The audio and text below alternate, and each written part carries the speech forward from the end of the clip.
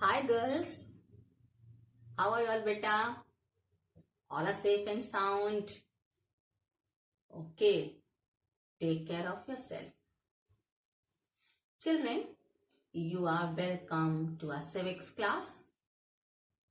In the previous session, you heard about declaration of emergency, consequences of emergency, and about the controversies about emergency, in which you were told about the views, different views given by different types of people. In that you were told the references which were given by the government, the views given by the critics, the opposition, and the findings of Shah Commission. बच्चों, आपने पीछे session में आपातकाल के बारे में सुना। आपातकाल लागू हुआ, किस प्रकार लागू हुआ, क्या गतिविधियां थी उस समय, और इसके साथ ही साथ उस आपातकाल का देश की परिस्थितियों पर, देश की जनता पर क्या प्रभाव पड़ा। इसके साथ ही साथ आपातकाल को लेकर अलग अलग किस प्रकार लोगों ने अपने मत दिए, जिसमें सरकार ने क्या कारण बताए कि आपातकाल लगाना आवश्यक था, विपक्षियों ने सरकार पर क्या आरोप लगाया या कहते हुए कि परिस्थितियां ऐसी नहीं थी कि आपातकाल लागू कर दिया जाए। और इसके साथ ही साथ शाह कमीशन, जिसका गठन जनता दल के द्वारा किया गया था, उसने भी आपातकाल से संबंधित कई तथ्यों को स्पष्ट किया। So with this, today we come to our next point, point number 10, lessons of the emergency. Our today's point is lessons of the emergency.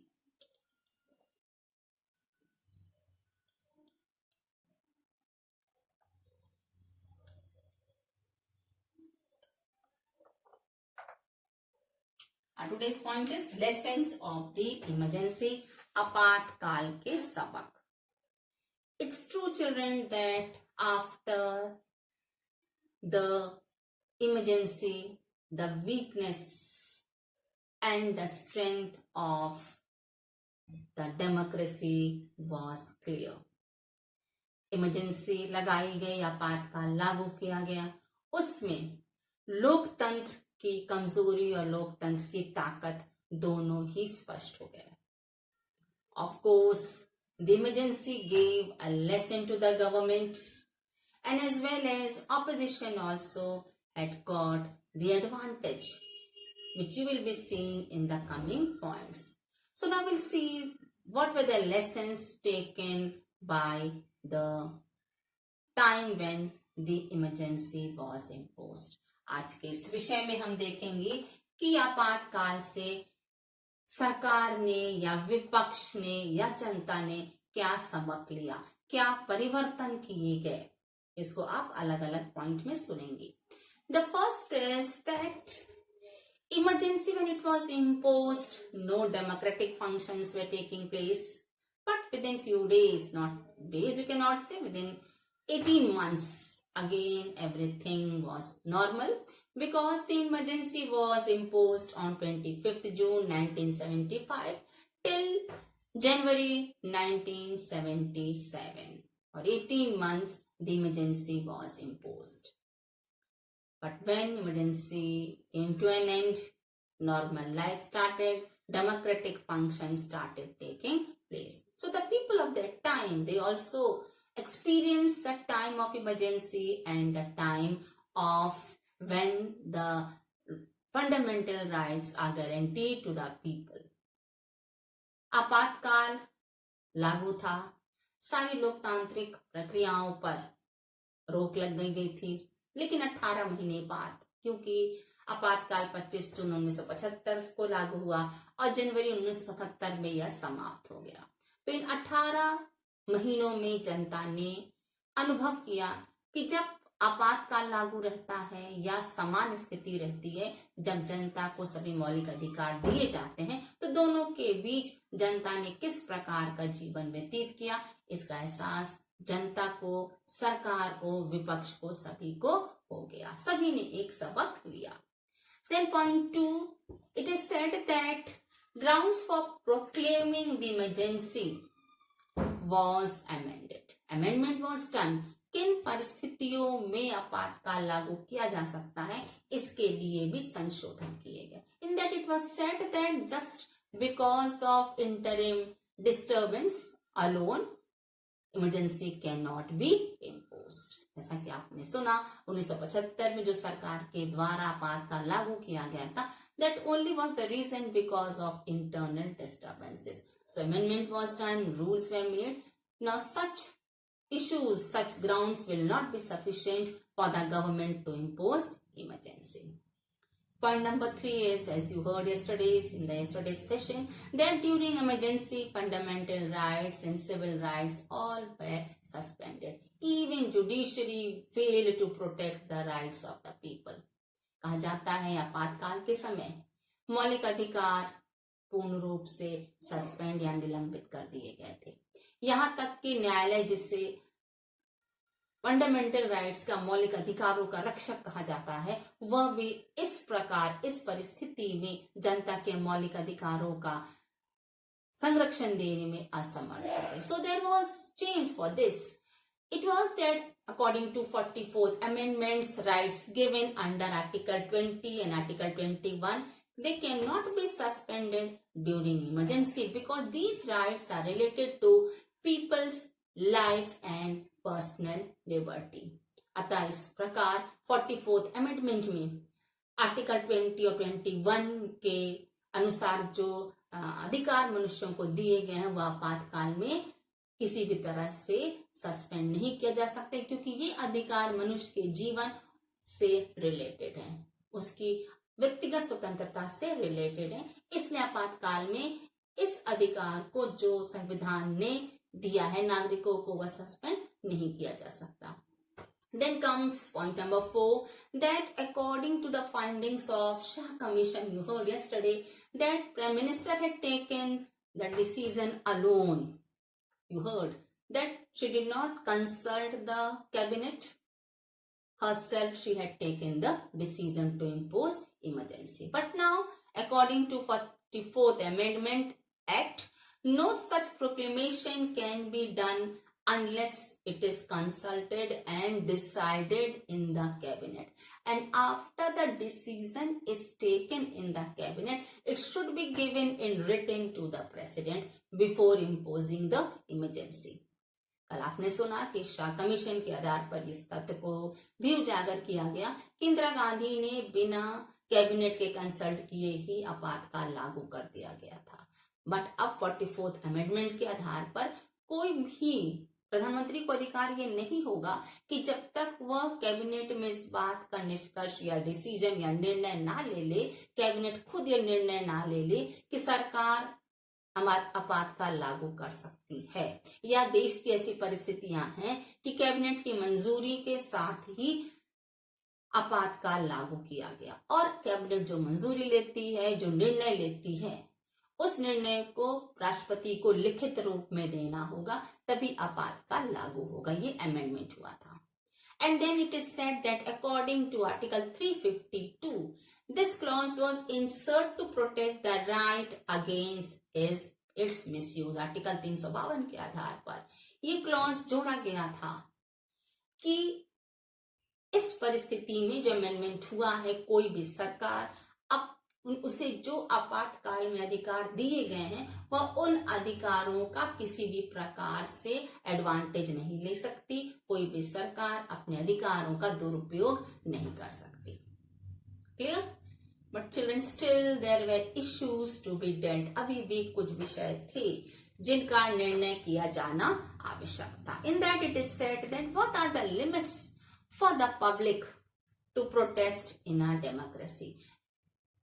लोकतंत्र है, सभी को अधिकार है, नागरिकों को अधिकार है अपने अधिकार के लिए आवाज उठाना, लेकिन यह सीमा निश्चित कर दी जानी चाहिए कि यह आंदोलन की क्या सीमा है.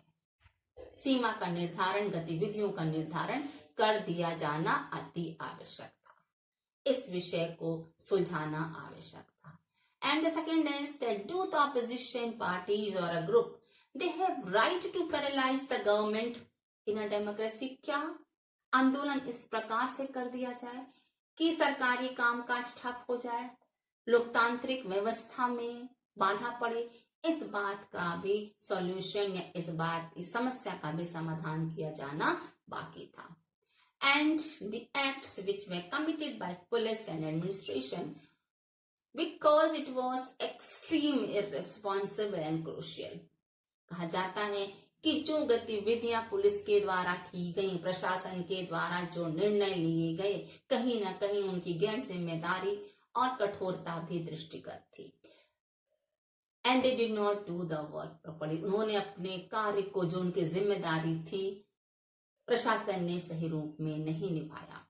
लोगों पर अत्याचार हुए. People were imprisoned and there you heard that torture and custodial death was an incident during the emergency. कहा जाता है कि जिन लोगों को इम्प्रिजन किया गया, कारागार में डाला गया, उनको बहुत टॉर्चर किया गया. कहा जाता है ये भी कि उस समय कितने लोगों को इन्हीं टॉर्चर के कारण उनकी मृत्यु हो गई. तो इस विषय को भी सुलझाना अति आवश्यक हो गया. Follow children. Point number 10 is clear. Lessons of the emergency. Now we'll take to point number 11. Politics after emergency.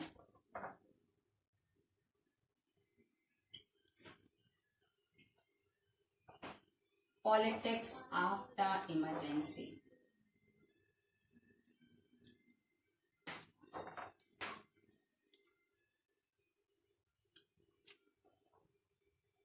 So point number 11 is politics after emergency. आपातकाल के बाद की राजनीति. Children, as you just heard in point number 10 that emergency came to an end. Now it was the time that next election of Lok Sabha was announced. So the election of 1977, it assessed that the experiences of plebiscite, especially in the northern area. आपातकाल का समय समाप्त हुआ. अब लोकसभा के election की घोषणा कर दी गई. यह घोषणा, लोकसभा के इलेक्शन की घोषणा 1977 के समय की चर्चा हम लोग कर रहे हैं, जहां पर यह चुनाव पूर्ण रूप से जनमत संग्रह के आधार पर स्पष्ट हो गया, खास करके उत्तरी भारत में. And the opposition, they had come with the slogan of Save Democracy. विपक्षियों का एक नारा था, लोकतंत्र बचाओ. And it was experienced, children, that the people's verdict were against emergency, and whenever the public is displeased by the government has to pay for it. कहा जाता है कि लोगों का जो राय था, जो लोगों ने एहसास किया, जो लोगों ने अनुभव किया, वो पूर्ण रूप से सरकार की गतिविधियों के वे समर्थक नहीं थे. उन्होंने आपातकाल का पूर्ण रूप से विरोध किया था. और जब भी जनता सरकार से असंतुष्ट होती है तो सरकार को कहीं ना कहीं उसका हर्जाना देना ही पड़ता है. Clear? Now with this will see point number A, Lok Sabha elections of 1977. 11.A, Lok Sabha election of 1977.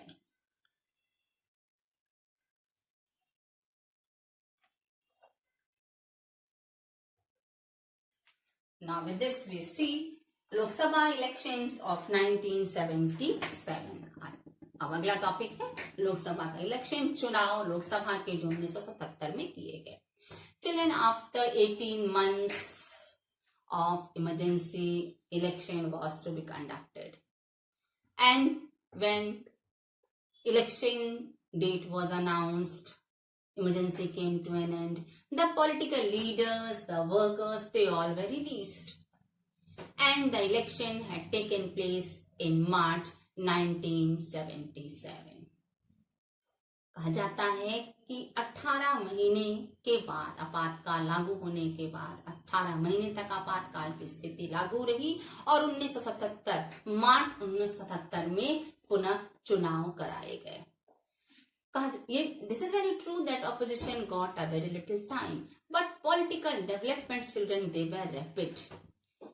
ये सही है कि विपक्ष को तैयारी करने के लिए अधिक समय नहीं मिला, लेकिन राजनीतिक गतिविधियां बड़ी ही गतिशील थी, तीव्र थी.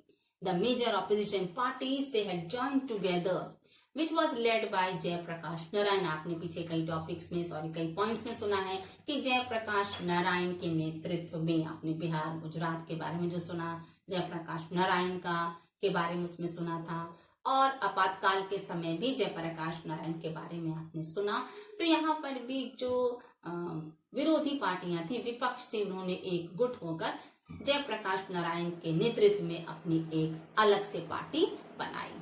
And then it is also said that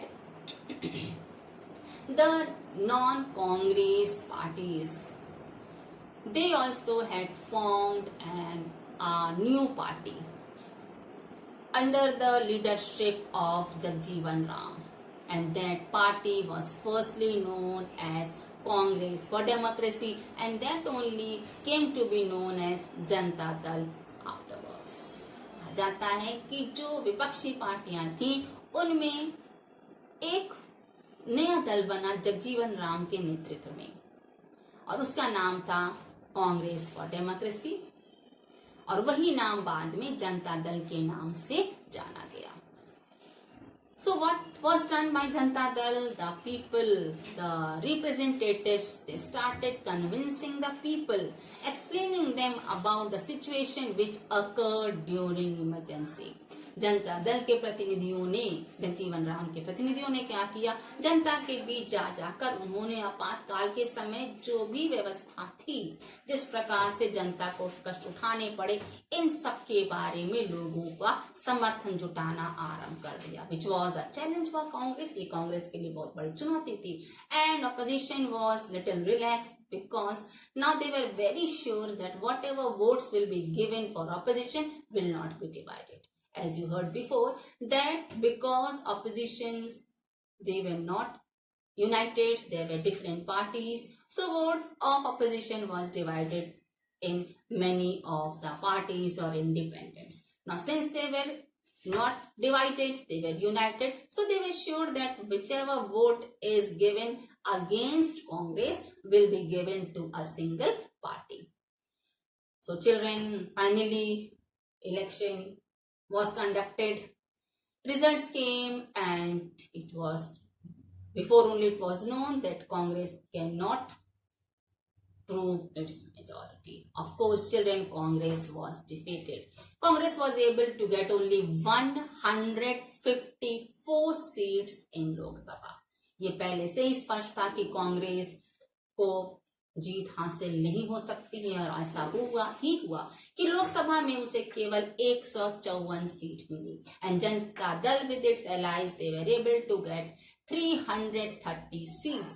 जनता दल अपने जो और समर्थक थे, जो पार्टियां जो उनके एलाइज थे, उसे 330 सीट मिली, जबकि जनता पार्टी को अकेले 295 seats milli. Janata party itself, it was able to get 295 seats, which was a clear majority.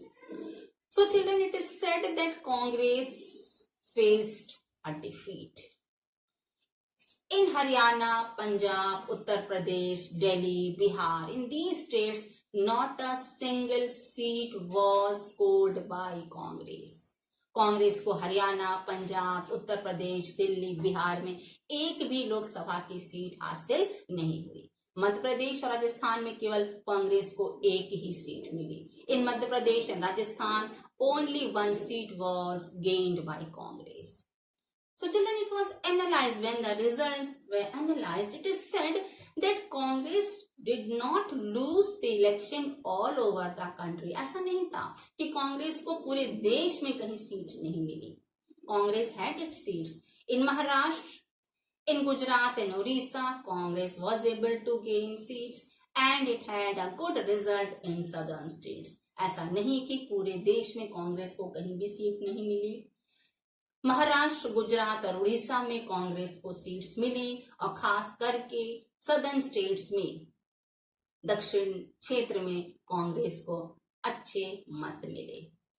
Now it was the time to see what were the reasons that Congress was not able to manage such seats all over the country. आखिर कारण क्या था कि जब इन राज्यों में कांग्रेस को कुछ मत मिले तो कैसे उत्तरी भारत में कांग्रेस ने बिल्कुल कहीं भी सीट हासिल ना कर पाने में असमर्थ रही। क्यों, ऐसा क्यों है?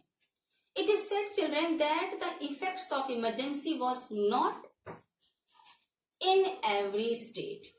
जो आपातकाल के नियम बने थे, जो घोषणा हुई थी, उसका प्रभाव पूरे देश में एक सा नहीं था। Specially in northern state it was in great effect. उत्तरी भारत में आपातकाल की घोषणा का अधिक प्रभाव देखा गया। क्यों?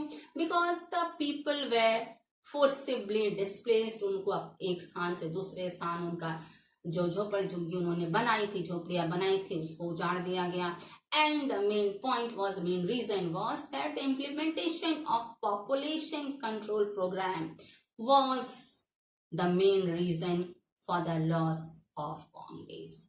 जो परिवार नियोजन का कार्यक्रम था उसको बड़ी ही जबरदस्ती से लोगों पर लागू किया गया। खास करके सरकारी कर्मचारियों को इस संदर्भ में काफी परेशानियों का सामना करना पड़ा। With this, what happened? परिणाम क्या हुआ?